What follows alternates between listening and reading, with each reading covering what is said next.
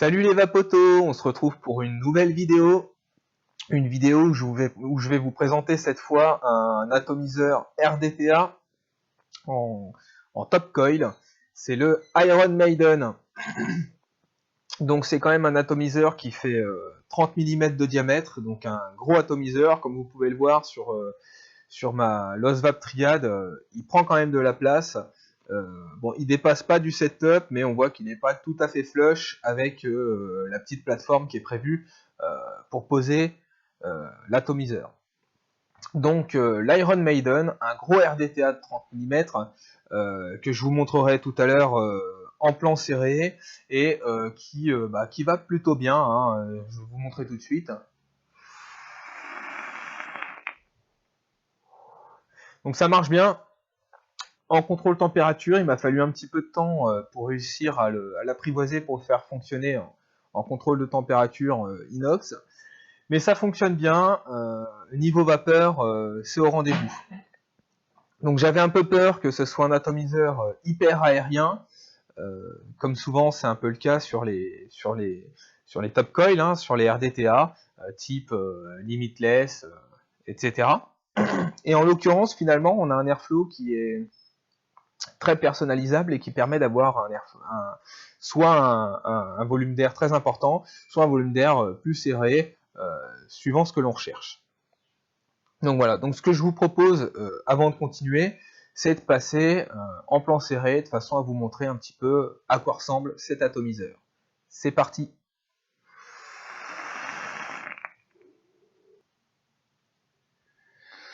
Donc on se retrouve pour le plan serré.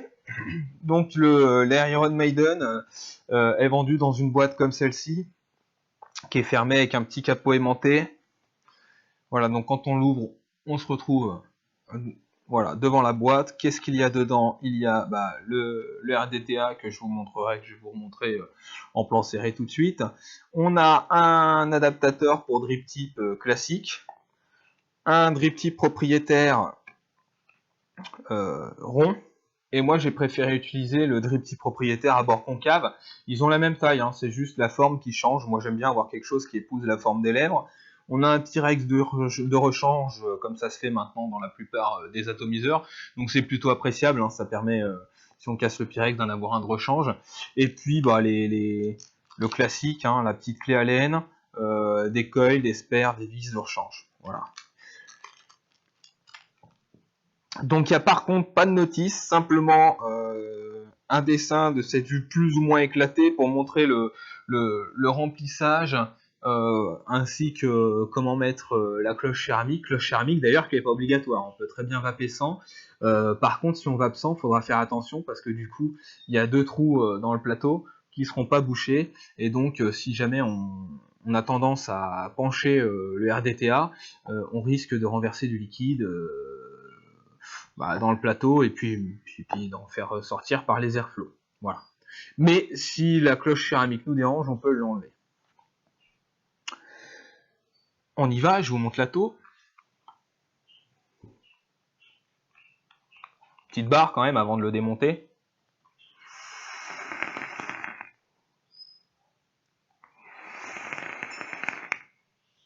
Non, ça va bien. Hein. Il n'y a pas de problème, on peut shine vap, même si c'est un RDTA, il n'y a pas de souci. Ça se passe bien.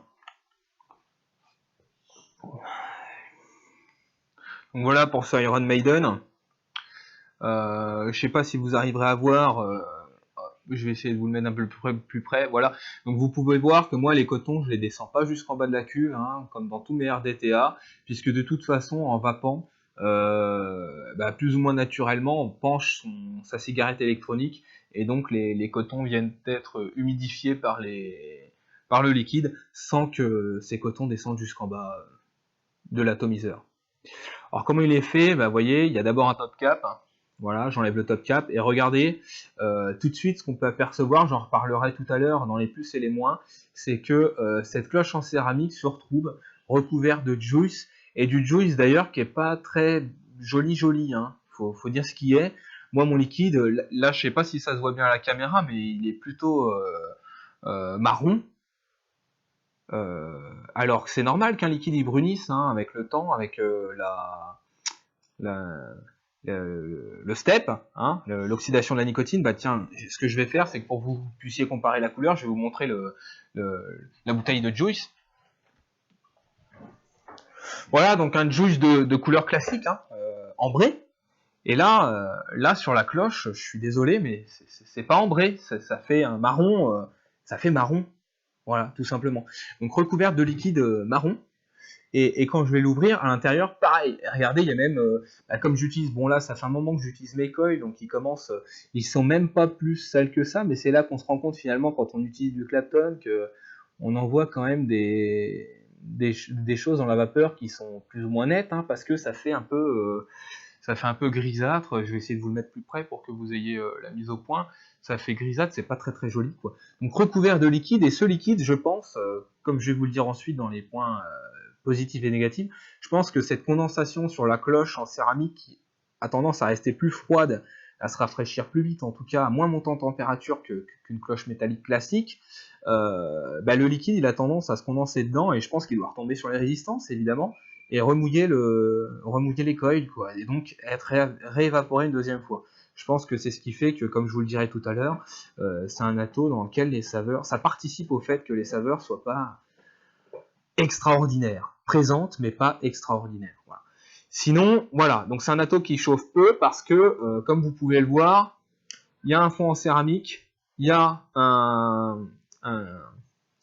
une cloche en céramique qui vient se mettre comme ça. Voilà, donc si j'enlève la cloche, je peux vaper sans la cloche, seulement, comme vous pouvez le voir, c'est les trous de remplissage. Les trous de remplissage se retrouvent alors débouchés, et ce qui risque de se passer, c'est que quand je vais pencher pour vaper, c'est tendance à couler par les trous. Donc si on préfère vaper sans la cloche, c'est possible, mais pensez à garder votre atto bien vertical, et donc du coup, à prévoir des cotons qui descendent un peu plus bas, pour pas avoir à trop pencher pour les humidifier. Voilà. Après, donc, je vais pas vous faire un montage, c'est bon, normalement, si vous êtes sur cette vidéo-là, c'est que vous savez monter un atomiseur, hein. Donc, c'est un RDTA classique. Ce qu'on peut noter quand même, c'est qu'il y a des trous pour passer les coils. Je les ai pas mesurés, mais ils font facilement 4 mm de large. Donc, on peut y passer des coils très très larges. Très très larges. Et il y aura de la place néanmoins pour que les vis ressortent des plots sans souci. Moi, je vais même vous dire, j'ai envie, je vais tenter sur cet atto-là, avant pour terminer, je tenterai un montage hors revue qui ressemble, en fait, je vais faire un montage type le Typhoon BT. Parce que j'ai envie d'essayer, j'aime beaucoup ce montage là avec le mesh et le coton, et j'ai envie d'essayer de faire un montage type Typhoon BT. Je vais faire coller mon mesh là sur les côtés, je vais rentrer les vis dans le mesh directement, et donc je vais pouvoir mettre 3 câbles dans les trous de la cloche et dans les trous des cotons, et je vaperai donc sans cloche, et je vais essayer ça pour voir si on peut avoir quelque chose qui ressemblerait à un montage de Typhoon BT. Parce que ça m'intéresse, parce que je me penche dessus. J'ai déjà essayé sur le Limitless Plus sans trop de succès, donc je réessayerai sur celui-là. Voilà. Donc voilà, que vous dire de plus? Il y a des joints d'étanchéité qui marchent plutôt pas mal, qui sont plutôt bien. J'ai pas essayé de changer les joints de la cloche en céramique, parce que par contre je trouve que bon, ça a tendance à bouger la cloche assez facilement, ne serait-ce que en mettant le top cap et en l'enlevant. Et des fois, il arrive que, voilà, hop, ça soulève, ça arrive à bouger la cloche en céramique. Bon, c'est un coup à prendre aussi. Les airflow, on a un airflow en haut, donc un top airflow. Donc il faut réussir à bouger juste cette partie-là. Je vais vous montrer pour que vous essayiez de voir qu'on arrive à voir le top airflow. Donc il est là, hop, on va voir. Là, il est ouvert. On arrive à apercevoir la cloche en céramique, donc le blanc, au niveau des airflow, des top airflow. Moi, je l'ai toujours laissé fermer parce que ça a tendance, déjà qu'il n'y a pas énormément de saveur, ça a tendance à diluer encore plus la vape, donc pas trop mon truc. Et sinon, l'airflow latéral, donc qui se trouve, c'est des fentes qui se mettent en face des fentes de la cloche céramique, hein, qui sont présentes dans le top cap. Donc cet airflow, il est plutôt astucieux parce qu'en fait, c'est la bague Iron Maiden. Je commence à me mettre du liquide partout, donc je vais prendre un sopalin. c'est la bague Iron Maiden qui se visse et se dévisse et qui va fermer sur dans l'épaisseur en fait de l'airflow et non pas comme d'habitude le rétrécir par les côtés. Et ça, je trouve ça plutôt astucieux parce que ça veut dire qu'on garde la largeur de l'airflow sur tout le coil. Donc ça, c'est une bonne idée qui devrait être reprise par d'autres fabricants, je pense. Parce que c'est vraiment une bonne idée plutôt que de fermer par la largeur, on ferme par la hauteur, ce qui permet de garder la largeur, d'arroser toujours le coil sur toute sa largeur. Donc là, on voit, je l'ai ouvert. Je pense quasiment au maximum. Comme j'ai les doigts qui glissent, c'est pas évident. Voilà. Et donc, moi, je l'utilise, pas fermé complètement, faut pas exagérer, hein, mais je le ferme, parce que comme il n'y a pas déjà énormément de saveur, et puis sinon, ça peut être... Alors, si vous voulez faire du cloud chasing, vous ouvrez le top airflow et vous ouvrez l'airflow latéral, et là, vous allez faire du cloud. Alors, il y aura vraiment peu de saveur, par contre, vous pouvez faire des nuages de taré mental, sans problème, quoi. Mais du coup, on perd en saveur. Donc voilà, moi, je laisse très fin, une fente très fine. Tiens, je vais le réouvrir, on va se faire une petite barre. Je fais une petite barre pendant le plan serré, allez. En ouvrant tous les airflows. De toute façon, j'en ai fini pour le plan serré. Donc avant de se retrouver en plan large, on va se faire une barre de cow-boy. Et là, je pense que il y a un petit vapéro auquel j'ai hâte d'aller, hein, c'est samedi, le 20 mai. Vapéro de Ladybug. Il y a un concours de cloud chasing, je pense pas y participer. Néanmoins, si j'avais dû y participer, j'aurais peut-être pris celui-là, je pense.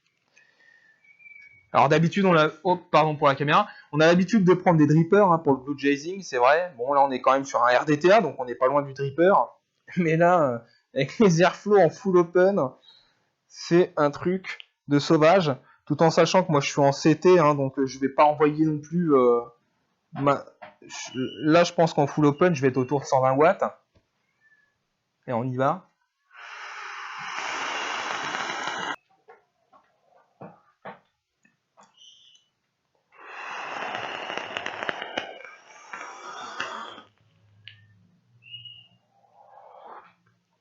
Vous voyez, ça peut développer hein, quand même. Hein.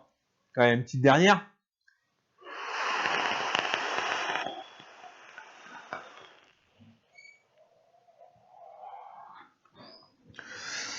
Voilà. Donc bon, moi j'en ai fini avec le plan serré. Allez, on se retrouve tout de suite pour le plan large. Hein.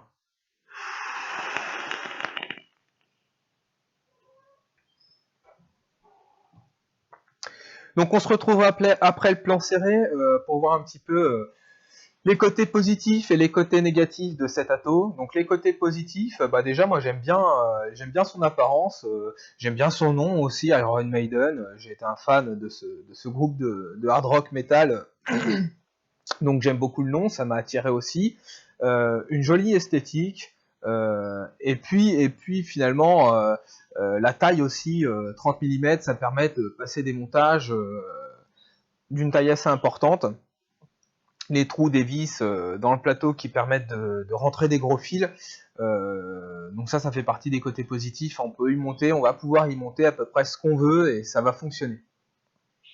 Toujours dans les côtés positifs, c'est un atomiseur qui chauffe pas beaucoup par rapport à d'autres top coils. Et je pense que ça, on le doit à la cloche en céramique hein, qui vient par-dessus les coils. Et puis ce plateau en céramique aussi, comme vous avez pu voir, les coils sont au-dessus d'un plateau en céramique et recouverts d'une cloche en céramique. Donc je pense que ça participe au fait que finalement on est un ensemble qui chauffe pas tant que ça comparé à la puissance qu'on va pouvoir y envoyer.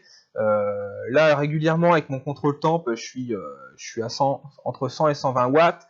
Il y a quand même bien d'autres atomiseurs qui auraient été bouillants à cette puissance-là, et là non, il n'en est rien.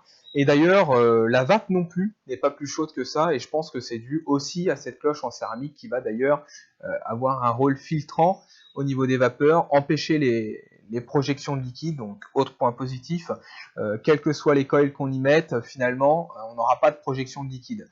Donc c'est intéressant aussi, ça évite le leak, hein, ce qu'on appelle le leak, les remontées de liquide lors de l'aspiration. Même avec un airflow un peu plus serré que d'habitude, finalement, on n'aura pas de leak grâce à cette cloche. Il permet d'avoir un volume de vapeur assez important, hein, mais ça c'est la taille de l'atto qui fait ça aussi. L'airflow qui peut être réglé en n'étant pas trop aérien, et ça me plaît parce que j'aime pas trop, enfin les top coils souvent c'est difficile de les utiliser avec des airflows un peu plus serrés, et là l'avantage de cet airflow, j'aime vraiment bien la façon dont il est fait, c'est que c'est pas un airflow où on va fermer latéralement le trou, quoi, l'air hole. Ça va se fermer horizontalement, ce qui fait que notre coil sera quand même refroidi, va recevoir de l'air sur toute la largeur, puisque c'est finalement l'airflow va s'amincir plutôt que d'être plus étroit. Et ça, c'est vraiment bien pensé, ça permet d'avoir un refroidissement sur toute la largeur du coil, même avec un airflow plus serré. Donc ça, c'est pour les points positifs. En ce qui concerne maintenant les points négatifs, il y a un point négatif assez important, je trouve, c'est que les saveurs sont pas hyper au rendez-vous. On a l'habitude en général, lorsqu'on est sur un top coil, d'être sur une vape qui se rapproche finalement de la vape d'un dripper, donc très plus axé saveur.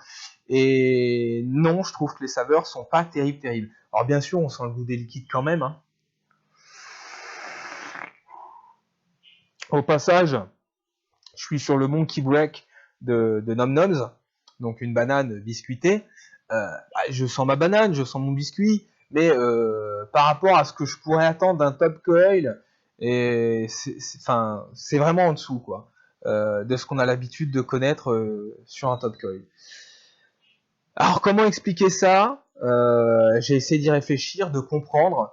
Je pense qu'il y a plusieurs phénomènes qui rentrent en ligne de compte. L'un des premiers phénomènes, c'est que je pense qu'à cause de cette cloche en céramique, qui a tendance à être moins chaude que dans un atomiseur tout en métal, eh bien la vapeur est refroidie lorsque on va aspirer, et une partie de cette vapeur refroidie va condenser au niveau de la cloche en céramique. D'ailleurs, vous avez vu quand je vous ai montré l'atomiseur en plan serré, lorsque j'ai ouvert, quand j'ai enlevé le top cap, on a vu que cette cloche elle est finalement recouverte de liquide, du liquide qui a déjà été vaporisé, et donc je pense que ce liquide qui a déjà été vaporisé va régulièrement finalement réimprégner le coton et être revaporisé, et donc produire moins de saveur qu'un liquide qui n'a encore jamais été vaporisé.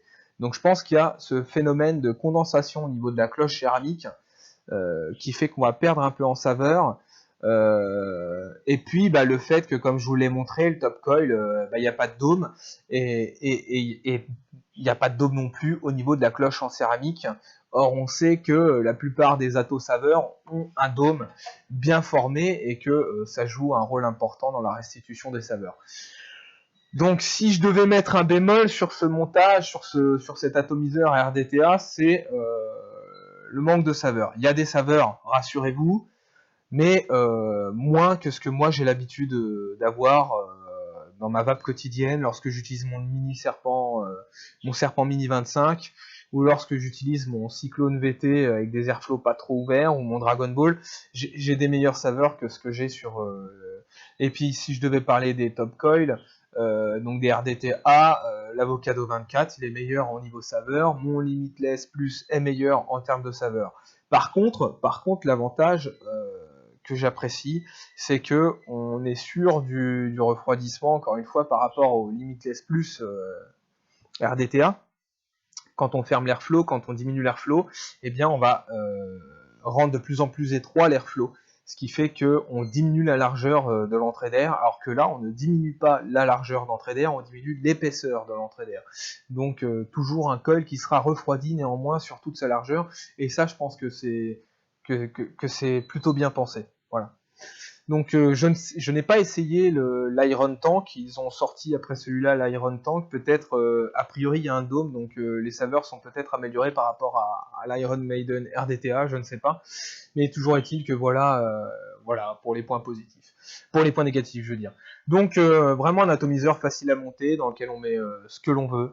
Un grand plateau, donc si vous n'avez pas trop l'habitude du RDTA, ça peut être un peu délicat de coil au début sur les RDTA. Pour un premier RDTA, ce sera assez simple grâce à la taille du plateau. Et puis c'est remonté de liquide qu'il ne peut pas y avoir grâce à la cloche céramique. Et puis voilà quoi. Donc seul point négatif malheureusement, c'est je trouve des saveurs un petit peu un petit peu, en deçà. Voilà. Bon, néanmoins,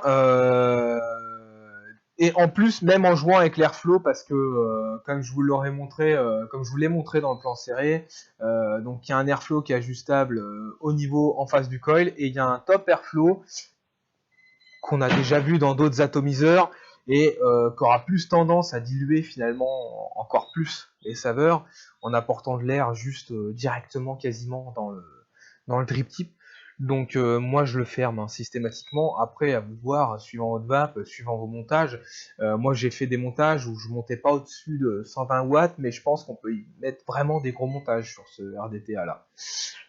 Voilà. Donc j'espère que cette vidéo sur cette revue sur l'Iron Maiden vous aura plu. Un atomiseur que je vais certainement garder, que j'utiliserai peut-être pas tous les jours, mais que je vais certainement garder parce qu'il reste néanmoins assez fun avec sa taille et sa petite cloche en céramique. C'était assez nouveau, c'est pour ça que j'ai eu envie d'en faire la review. Voilà.